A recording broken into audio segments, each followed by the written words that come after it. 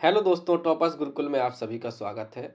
मेरा नाम है अजय और आज हम लोग बहुत ही एक इम्पोर्टेंट टॉपिक पे बात करने वाले हैं। तो दोस्तों, एक बार आपका जब पीएचडी में एडमिशन हो जाता है, आप यूजी करते हैं, पीजी करते हैं। पीजी के बाद आप एग्ज़ाम में बैठते हैं, नेट का एग्ज़ाम देते हैं, यूजीसी नेट का एग्ज़ाम देते हैं या सीएसआईआर का देते हैं। उसके बाद आप किसी यूनिवर्सिटी में अप्लाई करते हैं। पीएचडी एडमिशन का जब एप्लीकेशन फॉर्म आउट होता है वहाँ पे आप शॉर्ट लिस्ट होते हैं, फिर आप इंटरव्यू में जाते हैं, इंटरव्यू में शॉर्ट लिस्ट होकर फिर आपका जब एडमिशन हो जाता है, आप फाइनली एडमिशन ले लेते हैं। उसके बाद एक नई जर्नी स्टार्ट होती है। दोस्तों, ये जर्नी आपकी अंडर ग्रेजुएशन, पोस्ट ग्रेजुएशन उन दोनों से ही डिफरेंट रहने वाली है। आप जो अंडर ग्रेजुएशन में जो आपने पढ़ा, जो भी किताबी ज्ञान आपने लिया, मास्टर्स में जो आपने किताबी ज्ञान लिया, उस ज्ञान के आधार पे आपने एक रिसर्च इंटरेस्ट बनाया और उस रिसर्च इंटरेस्ट जो आप रिसर्च प्रपोजल में बनाकर गए थे इंटरव्यू में, उस रिसर्च प्रपोजल पे अब आगे प्रैक्टिकल काम करने का ये एक नया स्टेप होता है। तो उस नए स्टेप की शुरुआत के लिए हमें तैयारी भी कुछ करनी होती है, लाइक कुछ ट्रेनिंग भी होनी चाहिए। तो वो ट्रेनिंग ही कहलाती है पीएचडी कोर्स वर्क। दोस्तों, जैसे ही आपका पीएचडी में एडमिशन होता है तो उसके बाद आपको सबसे पहले पीएचडी कोर्स वर्क करना होता है। पहले क्या होता था कि आप पहले यूजी करते थे, पीजी करते थे, फिर उसके बाद आपकी एमफिल होती थी, फिर आपकी पीएचडी होती थी। तो आपको एमफिल में ही वो ट्रेनिंग दी जाती थी कि रिसर्च आप फील्ड में जाएंगे कैसे, आप फील्ड में अपनी रिसर्च कंडक्ट कैसे करेंगे। आपका जो इंटरेस्ट है, जो आप रिसर्च करना चाहते हैं, जो आप खोजना चाहते हैं, जो आप एक्सप्लोर करना चाहते हैं, जो अपने पॉइंट ऑफ व्यू से आप लिखना चाहते हैं, उसके लिए ट्रेनिंग। जैसे आर्मी में भी भर्ती होती है तो किसी को पहले से गन चलाना तो नहीं आता है ना। वहाँ पे जाके सबसे पहले पुलिस में भर्ती होती है तो सबसे पहले क्या होती है, ट्रेनिंग होती है ना। बंदूक चलाना सिखाया जाता है कि गन कैसे चलाते हैं, राइट। किसी भी आप सरकारी जॉब में जाइए तो वहाँ पे सबसे पहले ट्रेनिंग दी जाती है। इनफैक्ट प्राइवेट में इंटर्नशिप होती है, राइट। पहले सिखाया जाता है काम। तो वही जो काम है वो हमें पीएचडी कोर्स वर्क के दौरान सिखाया जाता है पीएचडी के लिए। तो दोस्तों, अब हम लोग बात करने वाले हैं कि ये पीएचडी कोर्स वर्क क्या है, कैसे काम करता है, क्यों करना होता है। अब क्योंकि एमफिल नहीं होता है तो ये पीएचडी का जैसे ही एडमिशन होता है तो पीएचडी के अलग अलग यूनिवर्सिटी जिसकी हम लोग बात करने वाले हैं, कितना ड्यूरेशन का ये होता है, कैसे करना होता है, उन सब की बात करेंगे। तो उसके हम लोग यहाँ पे बात करने वाले कि पीएचडी कोर्स वर्क होता क्या है। दोस्तों, मैंने शॉर्ट में बताया कि पीएचडी कोर्स वर्क आपकी जस्ट ये समझ लीजिए कि रिसर्च के लिए ट्रेनिंग है, राइट। तो ये जो आपकी रिसर्च जर्नी का जो पहला स्टेप है उसको टॉपर्स गुरुकुल के साथ आज हम लोग एक्सप्लेन करते हैं और समझते हैं कि ये कैसे किया जाता है।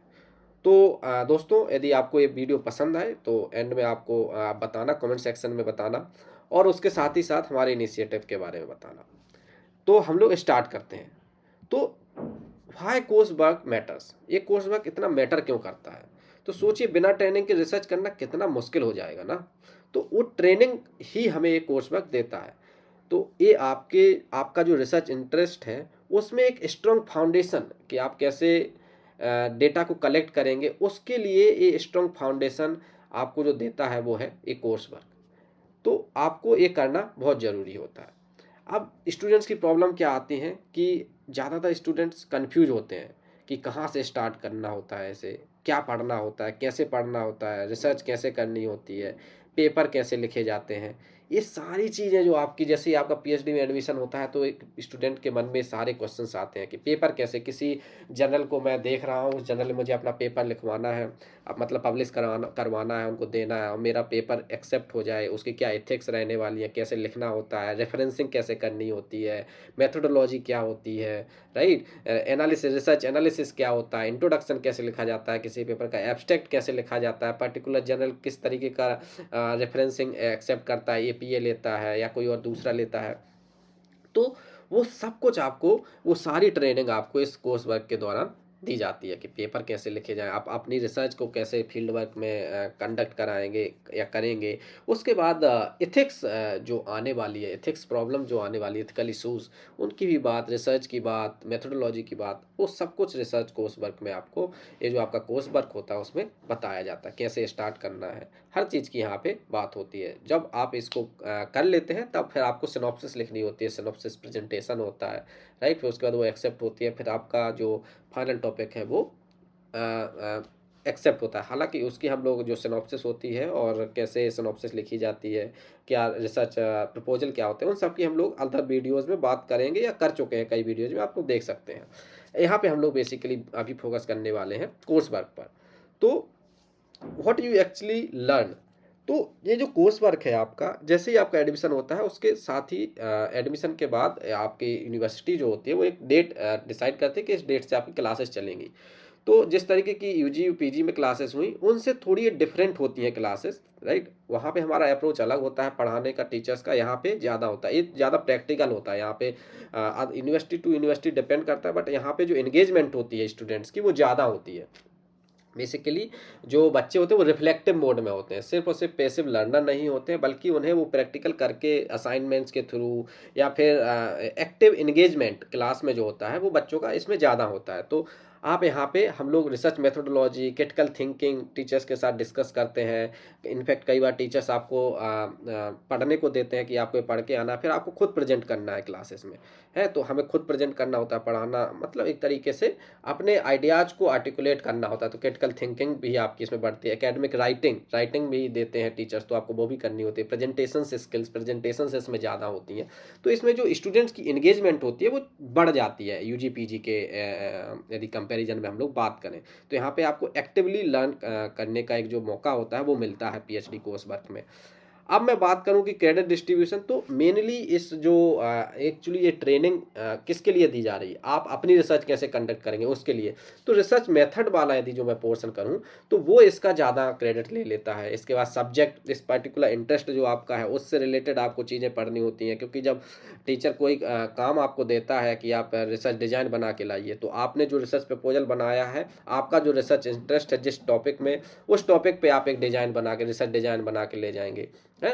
जो आप आगे चल के मतलब जो आपके एक तरीके से आप कहें कि एक एक पायलट काइंड ऑफ स्टडी हो जाती है आपके अपने टॉपिक की। आप यदि करना चाहें, कुछ लोग अदर अदर टॉपिक्स भी लेते हैं, कुछ लोग अपने रिसर्च इंटरेस्ट में हैं जो उसी से रिलेटेड ही काम अपने पीएचडी कोर्स वर्क के दौरान भी करते हैं। तो लिटरेचर भी आपको पढ़ना होता है, टूल्स की भी बात की जाती है, रिसर्च टूल्स की बात, qualitative analysis, quantitative analysis, mix method, हर चीज़, कितने सारे रिसर्च मेथड्स हैं, मेथोडोलॉजी, उन सब की बात, डाटा कलेक्शन के मेथड जो हैं उन सब की बात आपकी पीएचडी कोर्स वर्क में की जाती है। अब दोस्तों इसकी ड्यूरेबिलिटी की बात करें कि ये कितने दिन चलने वाला होता है, तो दोस्तों जैसे यदि मैं यूजीसी नेट की बात करूं तो यूजीसी नेट जो बेसिकली जो अभी आइडियल मतलब एक टाइम है जो उसके मानते हैं कि पीएचडी 5 साल के लिए होती है, ठीक है। लेकिन अभी अब ये है कि ट्रेंड भी है और ये मतलब सही भी है कि आपको 5 साल के लिए नहीं बैठना है, आप 3 साल में और 4 साल में ही पीएचडी कर सकते हैं, राइट। 3 साल में और 4 साल में भी आपकी पीएचडी कंप्लीट हो सकती है। तो आप 4 साल में भी पीएचडी तब कर पाएंगे यदि आपने कोर्स वर्क अच्छे से किया होगा और आपका जो रिसर्च इंटरेस्ट है उसमें आपकी पकड़ जल्दी अच्छी हो जाएगी, तो आप जल्दी लिख पाएंगे, जल्दी आप अपना फील्ड वर्क कंडक्ट करा पाएंगे। तो यदि मैं ड्यूरेबिलिटी की बात करूं तो ये यूनिवर्सिटी टू यूनिवर्सिटी डिपेंड करता है। कई यूनिवर्सिटीज़ में ये जो ड्यूरेबिलिटी होती है वो 6 महीने की होती है, मतलब 6 महीने का कोर्स वर्क कराया जाता है, मतलब एक सेमेस्टर पढ़ाया जाता है। और कई यूनिवर्सिटीज़ में ये 12 महीने का भी होता है, यानी कि 2 सेमेस्टर आपकी पढ़ाई होती है। लेकिन जो यहाँ पे आप जो ये 12 महीने या 6 महीने में जो सीखते हैं वो आपका पूरे रिसर्च के दौरान, इनफैक्ट रिसर्च के बाद भी, आप जो रिसर्च आपकी पीएचडी हो जाएगी उसके बाद भी यदि आप लाइक पोस्ट डॉक कर रहे हैं या फिर पोस्ट डॉक नहीं भी कर रहे हैं, तो आप भविष्य में कोई भी रिसर्च प्रोजेक्ट पे काम कर रहे हैं, तो वहाँ भी आपके जो लर्निंग है वो हमेशा आपके साथ रहने वाली है।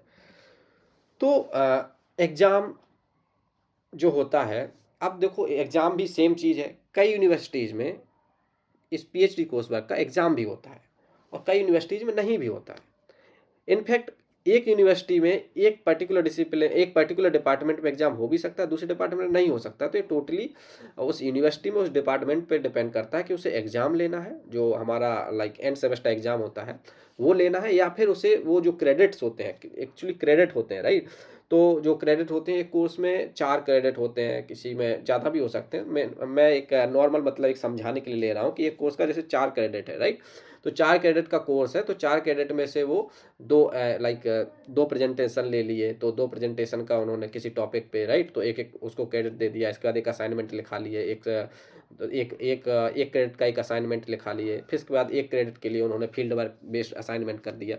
तो ये वो टीचर पे और उस पर्टिकुलर डिपार्टमेंट पे डिपेंड करता है कि उसे क्या करना है, किस तरीके से एग्ज़ाम लेना भी है, एग्ज़ाम नहीं लेना है तो प्रेजेंटेशन, असाइनमेंट इनके थ्रू आपका असेस करना है। हालाँकि उसे क्रेडिट जो देना है वो उसको इस तरीके से डिस्ट्रीब्यूट करता है। तो किसी ना किसी तरीके से आपका असेसमेंट होना ही है। डिस्कशंस, असाइनमेंट, प्रेजेंटेशन और एग्ज़ाम, इनके थ्रू आपका असेसमेंट भी इस पीएचडी कोर्स वर्क के दौरान होता है। तो ये एग्ज़ाम की रियलिटी है जो इसमें काफ़ी लोगों को डाउट होता है कि एग्ज़ाम होता है कि नहीं होता है। तो ये आपको आई होप कि अभी क्लियर हुआ होगा। यदि कोई डाउट है तो you can ask in the comment section box. और अब मैं बात करूं कि टिप्स क्या हैं, कुछ टिप्स तो बेसिकली जिस तरीके से हम लोग यूजी या पीजी की क्लासेस लेते थे उसके बाद चले आते थे वापस घर कॉलेज से, इसमें आपको ऐसे नहीं, आपका जब स्टूडेंट्स का एंगेजमेंट क्लास में बढ़ रहा है तो इसके साथ ही साथ एक हमारी रिस्पॉन्सिबिलिटी भी बनती है कि हमारा जो रिसर्च इंटरेस्ट है उससे रिलेटेड हम क्वेश्चंस टीचर से पूछते रहें। तो टीचर से कनेक्टेड रहना है, उनसे डिस्कस करते रहना है, ग्रुप स्टडी कीजिए, लोगों से भी अपने टॉपिक को डिस्कस कीजिए कि ताकि जब आप वास्तव में फील्ड में जाएं तब आपको किसी तरीके की इशू ना आए। आप डाटा कलेक्शन में एक साइंटिफिक मेथड जो होता है उसके थ्रू अपनी रिसर्च को और बहुत अच्छे से अपनी रिसर्च कंडक्ट कर पाएँ। तो उसके लिए ज़रूरी होता है कि सबके आइडियाज़ को सबके साथ डिस्कस करना, राइट? अपने आइडियाज़ को सबके साथ डिस्कस करना, दूसरों के आइडिया भी लेना, अपने आइडिया भी उन्हें बताना। तो इससे एक जो हेल्दी एकेडमिक एनवायरनमेंट होता है वो बनता है। और वो हेल्दी एनवायरनमेंट जो होता है एकेडमिक्स का वो आपको आगे आपको हेल्प करेगा एक अच्छी रिसर्च, एक एक तरीके से वेल राउंडेड रिसर्च करने में आपको बहुत ज़्यादा हेल्प करता है। अब प्रॉब्लम क्या आती है कि जहाँ पे एग्ज़ाम होता है तो हमारा वही यूजी पीजी वाला रहता है कि लाइक लास्ट मोमेंट में पढ़ लेंगे, उसके बाद एग्ज़ाम में बैठेंगे और एग्ज़ाम पास कर जाएंगे। दोस्तों यहाँ पे ऐसा नहीं करना चाहिए हमें।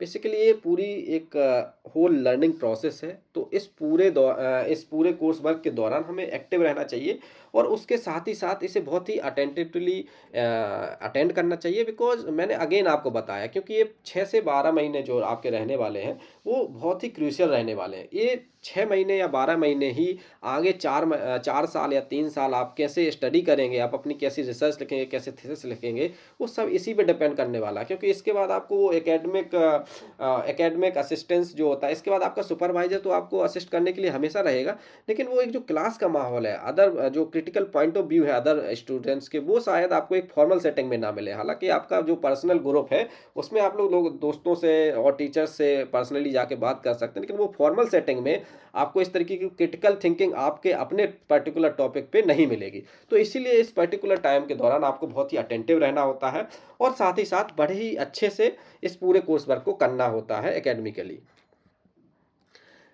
अब आपकी जो स्मार्ट स्ट्रेटजी जो कोर्स वर्क के लिए रहने वाली है या रहनी चाहिए वो है कि आपका जो कोर्स वर्क पे जो टॉपिक्स हैं, जो इसकी बात मैं पहले भी कर चुका हूँ कि आप लोग कोशिश कीजिए। कई बार ये कोशिश मतलब अच्छी भी है कि आप लोग कोर्स वर्क में उन्हीं टॉपिक को चूज कीजिए जो आपकी फ्यूचर में थीसिस क्या टॉपिक है, जो जो आपका रिसर्च इंटरेस्ट है उसी से रिलेटेड टॉपिक लीजिए। एग्जैक्टली वो ना लीजिए बट उससे रिलेटेड आस-पास में लीजिए, राइट? तो उससे क्या होगा कि आपको अपने एरिया में और ज़्यादा लिटरेचर इस दौरान आप पढ़ेंगे, और ज़्यादा लिटरेचर पढ़ेंगे, उसकी बात आप क्लास में करेंगे, फॉर्मल सेटिंग में टीचर्स के साथ करेंगे और दूसरे आपके जो जो आपके और कलीग्स हैं, उनके साथ डिस्कस करेंगे, तो आपका जो एरिया है, वो वेल रिसर्च्ड हो जाएगा। इसके साथ ही साथ कई बार क्या होता है कि आप जब जो टॉपिक आप रिसर्च इंटरेस्ट का जो टॉपिक या रिसर्च प्रपोज़ल बना के इंटरव्यू में ले गए हैं, उसके बारे में आप जो टॉपिक बनाते हैं कोई भी तो इस कोर्स वर्क के दौरान, तो जब आप क्लास में जाते हैं तो उस दौरान आपको बहुत सी चीज़ें उसके बारे में पता चलती हैं जो पहले पता नहीं होती हैं। तो उसके चलते आपका कई बार रिसर्च टॉपिक जो है, रिसर्च टॉपिक ना बदले, लेकिन कई बार क्या होता है रिसर्च क्वेश्चंस या रिसर्च ऑब्जेक्टिव्स भी बदल जाते हैं। मोस्टली टाइम बदलते हैं। कई लोग तो अपना रिसर्च टॉपिक ही बदल देते हैं। रिसर्च इंटरव्यू में कुछ और टॉपिक लेके जाते हैं, बाद में उन्हें बदलना पड़ता है क्योंकि उसमें बहुत सारी टेक्निकल इश्यूज आ जाती हैं। अब वो कंडक्ट नहीं होती है, कंडक्टेबल नहीं होती है या फिजिबल नहीं लगती है उन्हें बाद में। तो वो सब क्यों हो पा रहा है? क्योंकि आप उस चीज़ को पढ़ रहे हैं, उस चीज़ को आप डिटेल से और ज़्यादा लिटरेचर पढ़ रहे हैं, लोगों से समझ रहे हैं, उनके क्रिटिकल थिंकिंग को समझ रहे हैं और तब जाके आप एनालाइज़ कर पा रहे हैं कि हमें किस दिशा में अपनी रिसर्च को ले जाना है। यदि आपके जो टॉपिक हैं, जो आपके कोर्स वर्क के दौरान यदि आपके जो टॉपिक हैं वो आपके फ्यूचर थीसिस के टॉपिक से यदि मैच करते हैं तो आपको भविष्य में टाइम भी बचेगा। यदि आप इस कोर्स वर्क के दौरान आप अपनी थीसिस से रिलेटेड टॉपिक पे ही वर्क करेंगे, उसी पे प्रेजेंटेशन देंगे, हैं? तो उससे आपका क्या होगा कि फ्यूचर में आप ऑलरेडी इतनी रिसर्च कर चुके होंगे, आप इतना ज़्यादा लिटरेचर पढ़ चुके होंगे कि आपको जो फ्यूचर में जो 3 साल या 4 साल आप रहने वाले हैं, तो उसमें आपका टाइम बचेगा। आपका रिसर्च भी आपको आपकी मेथोडोलॉजी और क्लियर होगी, आपका एनालिसिस तो आपका तब क्लियर होगा जब आप डेटा कलेक्ट करेंगे, वो अलग बात है। आपकी मेथोडोलॉजी क्लियर होगी, कैसे क्या करना है, कैसे रिसर्च कंडक्ट कराना है, कैसे डेटा कलेक्ट करना है, एथिकल इशूज़ क्या-क्या हैं आपके रिसर्च टॉपिक में, वो सब आपको क्लियर होंगी। तो इससे आपका फ्यूचर में टाइम और एफर्ट दोनों बच जाएँगे। तो इसीलिए मैं कह रहा हूँ कि ये एक तरीके से संजीवनी बूटी है, मतलब पीएचडी कोर्स वर्क। इसके दौरान यदि आप अटेंटिव जितने ज़्यादा रहेंगे, आगे आपको उतनी ज़्यादा ईज़ीनेस रहेगी अपने रिसर्च को कंडक्ट करने में। कोर्स वर्क को आप एक बर्डन की तरह, वो यूजी पीजी क्लासेस की तरह मत लेना कि एक सेमेस्टर है बस निकल जाएगा, 2 सेमेस्टर और बस 3 सेमेस्टर 4 सेमेस्टर हो गया डन, पीएचडी मतलब मास्टर्स डन, 4 सेमेस्टर, राइट? ऐसे कोर्स वर्क को बर्डन की तरह नहीं लेना, एक अपॉर्चुनिटी है, एक तरीके से वर्कशॉप है, राइट? आपके रिसर्च कंडक्ट कराने के लिए एक वर्कशॉप हो रही है 6 महीने की या 12 महीने की, कि आप इसके दौरान इसको सीख लीजिए कि आपको आगे चल के क्या करना है, कैसे करना है, कब क्या करना है, एथिकल इश्यूज और सब की बात आपको इसमें आपको मिल जाएगी। तो इसको एक अपॉर्चुनिटी की तरह लीजिए और अपने पीएचडी कोर्स वर्क को कीजिए, राइट? यदि आपको अभी भी कोई डाउट है तो ये पूरा पीएचडी कोर्स वर्क के से रिलेटेड चीज़ें जो थी वो मैंने आपको बताया, पीएचडी कोर्स वर्क बताया, अदर अदर यूनिवर्सिटीज़ में अलग अलग डिपेंड करता है, बट हाँ, कोर्स वर्क करके एक चीज़ है जो एग्जिस्ट करती है, कई यूनिवर्सिटीज़ में नहीं भी होता है। नहीं होता इन द सेंस कि वो सीधा एग्ज़ाम करा लेते हैं, क्लासेस में टीचर्स पढ़ाते नहीं हैं और बाद में एग्ज़ाम करा लेते हैं, राइट? तो वो एक अदर इशू है, वो लाइक ऐसा नहीं होना चाहिए। हालांकि टीचर्स को थोड़ा सा टीचर्स को भी फोकस होना चाहिए और वो पढ़ाएं, लेकिन कई यूनिवर्सिटीज़ मैं जानता हूँ ऐसे भी हैं कि वहाँ पे रेगुलर क्लासेस होती हैं। मैं खुद डेली रेगुलर क्लासेस करता हूँ, है उसके लिए वो एक अलग मैटर है। हालाँकि आपको अपना 100% देना है अपनी रिसर्च में, बिकॉज़ यदि आपका जेआरएफ है और नहीं भी है तो हो जाएगा, आपका नेट है या आप किसी तरीके से पीएचडी कर रहे हैं, दैट मीन्स आप पीएचडी कर रहे हैं, नहीं कि आप उस लैडर में आ रहे हैं, उस 1% लैडर में आ रहे हैं जिनको एक मौका मिलता है पीएचडी करने का। तो इसको बर्डन की तरह मत लीजिए पीएचडी। पीएचडी में यदि आप आए हैं तो ये आप अपनी चॉइस से आए हैं, राइट? आपकी चॉइस थी कि मुझे पीएचडी करना है, तो आप उस हायर एजुकेशन में जा रहे हैं।